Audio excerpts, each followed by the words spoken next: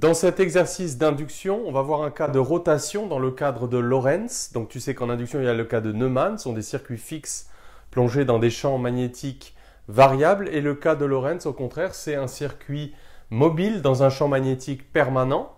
Et c'est le cas ici, c'est une spire qui va tourner autour d'un axe vertical dans un champ magnétique B uniforme et permanent. Donc cette spire est de rayon A, de masse m, de moment d'inertie J donné par rapport à cet axe vertical. On a choisi une orientation pour la spire qui définit une normale par la règle du tire-bouchon. Donc on tourne comme ça, et donc elle est orientée, alors j'ai fait un dessin un peu en perspective, et elle est plongée dans un champ magnétique B. Le sens positif de rotation, c'est celui-là, et donc on a mis un angle θ, je l'ai mis positif volontairement. Là, on a une vue de dessus, donc la spire vue de dessus, l'axe de rotation vient vers nous, le champ magnétique est horizontal et à un instant quelconque, donc la normale à la spire et fait un angle θ ici positif avec le champ magnétique B.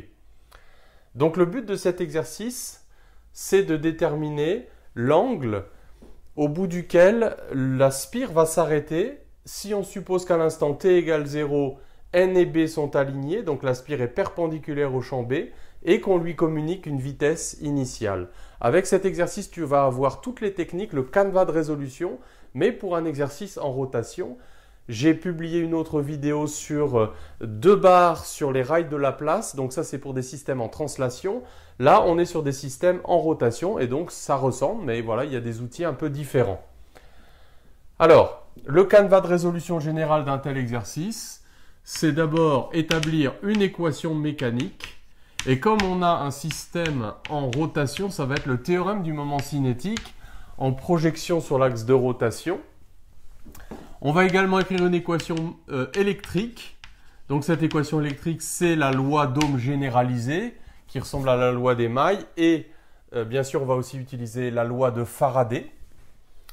On va obtenir un système d'équations différentielles couplées que l'on va découpler pour pouvoir résoudre. Alors qualitativement déjà, est-ce qu'on pourrait déduire par la loi de modération de Lenz, avant de se lancer dans le moindre calcul, le sens du courant induit? Alors, pour déterminer le sens du courant induit par la loi de modération, il faut raisonner non pas sur le champ magnétique, mais sur son flux. On a orienté la normale à la spire, donc le ds est collinéaire au vecteur n, et on voit que si initialement la spire était comme ça et qu'elle se met à tourner, le flux était maximum et que le flux va diminuer. Donc on peut dire que l'effet du courant induit va être de s'opposer à cette diminution du flux et donc de créer un courant induit qui va tourner dans le sens positif choisi pour venir renforcer le champ extérieur. Donc ça, c'est ce que les calculs devraient nous donner si on les fait correctement. Donc l'équation mécanique, la dérivée du moment cinétique par rapport au temps, c'est les moments des forces, et ici c'est le moment des forces de Laplace. Alors première difficulté, comment calculer le moment des forces de Laplace? C'est un couple, j'aurais pu le noter gamma comme on note très souvent. Donc gamma, c'est le moment magnétique formé par la spire vectorielle B. Alors voilà encore une formule à laquelle il faut que tu penses. Dans ce contexte-là, le moment magnétique, c'est le moment magnétique créé par une spire parcourue par une intensité I avec un vecteur surface S. Et le moment magnétique, par définition de cette petite spire, c'est I fois S, donc en ampères mètre carré. Et donc on démontre voilà, que le moment des forces de Laplace, le couple, c'est M vectoriel B. Et donc, il faut projeter ça par rapport à l'axe delta. Donc, le moment magnétique, il est orienté comme ça. Il est collinéaire au vecteur n, m vectoriel b. On voit que c'est un vecteur qui est selon moins ez. Et la norme, c'est mb, sinus de l'angle entre les deux, sinus θ. On a fait un dessin avec un θ positif. Donc ici, ça va faire moins mb sinus θ vecteur ez. Le moment cinétique, c'est le moment d'inertie multiplié par la vitesse angulaire. Donc ça aussi, c'est une formule que tu dois connaître. Donc on aura 1 demi de m a carré, ça c'est j delta, θ point point est égal à moins. Donc le moment c'est I fois la surface, donc la surface du disque, pi a carré fois I le courant induit. Son signe va sortir des calculs. On suppose qu'il est positif suivant le sens qu'on a choisi. On reste cohérent avec les conventions d'orientation. Donc, MB. Et donc, ça, c'est le moment des forces de Laplace. Alors, voilà la première équation, donc application du théorème du moment cinétique. Donc, on peut réécrire θ point point est égal à moins pi I B sur 2 sur M, la masse, fois sinus θ. Alors, le problème, c'est que I dépend du temps, bien sûr. Hors de question de linéariser, même pour des petits angles. I est une fonction du temps. Et pour avoir I, on va passer maintenant à l'équation électrique. Donc, on a une spire qui a une certaine résistance électrique R.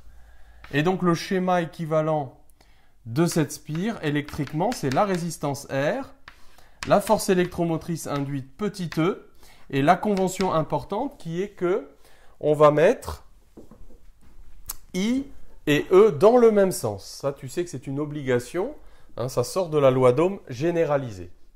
Donc, on a petit e égale RI, loi d'Ohm généralisée. E, la loi de Faraday, est égale à moins dφ sur dt, phi le flux du champ magnétique. Donc, phi, c'est l'intégrale de BDS. Et là aussi, attention, convention d'orientation. On a choisi un ds qui doit être orienté dans le sens de n. Donc, ce flux, c'est b fois pi a carré cosinus θ, le produit scalaire, puisque ds forme un angle θ avec b en chaque point. Et donc, quand on va dériver ça, ça va nous donner b pi a carré θ point sinus θ. La dérivée du cosinus, c'est moins sinus. Les moins se compensent. Et donc, grâce à ça, on va obtenir le courant induit. I est égal à, donc E sur R, donc B pi a carré θ point sinus θ, le tout sur R. Et donc, il ne nous reste plus qu'à reporter ça dans l'équation précédente pour éliminer I. Donc, on aura θ2 point égale moins 2 pi carré b carré sinus carré θ sur M fois A carré et fois θ point. Donc voilà l'équation que l'on obtient. Alors maintenant, on ne peut pas l'intégrer directement pour trouver la loi θ de t, mais on peut l'intégrer par rapport au temps. Donc en multipliant par dt des deux côtés, on peut l'intégrer entre 0 et t. Pourquoi? Parce qu'on a θ point multiplié par sinus carré θ, donc la dérivée des fonctions composées. Donc on aura θ point de t moins θ0 qui vaut 0 est égal à... Alors j'aurais peut-être dû d'abord linéariser le sinus. Sinus carré θ, ça fait 1 moins cosinus de 2θ sur 2. Donc on va séparer cette intégrale en deux. Moins 2 pi a carré b carré a carré sur petit m. Donc je vais mettre le 2 en facteur. Donc on aura θ de t moins... pardon, c'était θ point 0 ici qui n'est pas nul. C'était oméga 0. Moins 0. Et donc là, moins 1,5 de sinus de 2θ, moins 0 aussi, puisque la valeur en 0 est nulle. Et donc, grâce à cette équation, on peut en particulier déterminer l'angle final au bout duquel la spire va s'arrêter. Il suffit de dire que à l'arrêt, la vitesse angulaire θ point est nulle.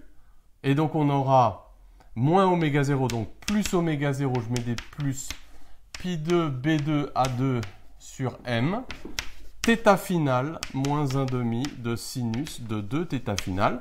C'est une équation transcendante, on ne sait pas la résoudre, mais on a au moins l'expression qui nous donne cet angle. Alors en ce qui concerne le bilan énergétique, la technique habituelle, c'est de multiplier par θ point l'équation du théorème du moment cinétique pour faire apparaître des puissances, puisque là, tu vois, tu as J, ça c'est la dérivée par rapport au temps, de 1/2 de J delta θ point carré, l'énergie cinétique de rotation de la spire.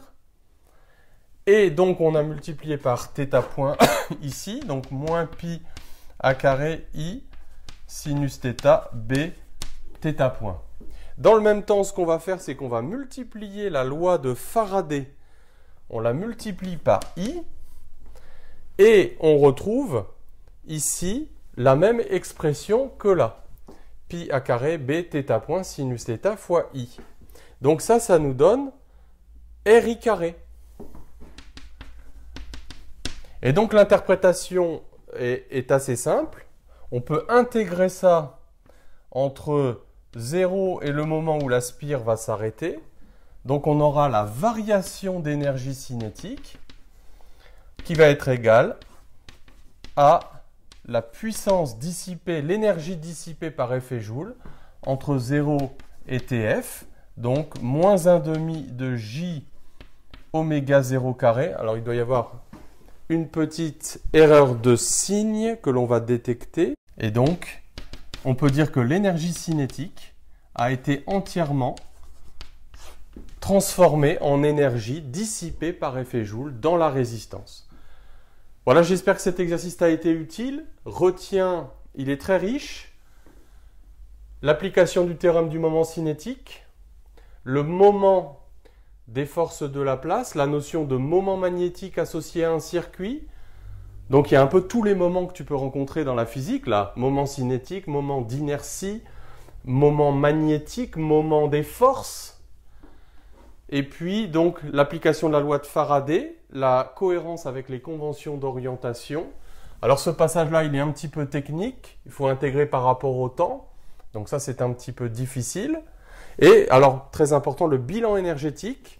Donc on multiplie le théorème du moment cinétique par θ point pour faire apparaître la dérivée de l'énergie cinétique de rotation par rapport au temps. Et on multiplie la loi de d'Ohm par I pour faire apparaître des puissances. Et le terme de couplage va s'éliminer et on obtient très souvent un bilan de ce type. Voilà, à la prochaine vidéo.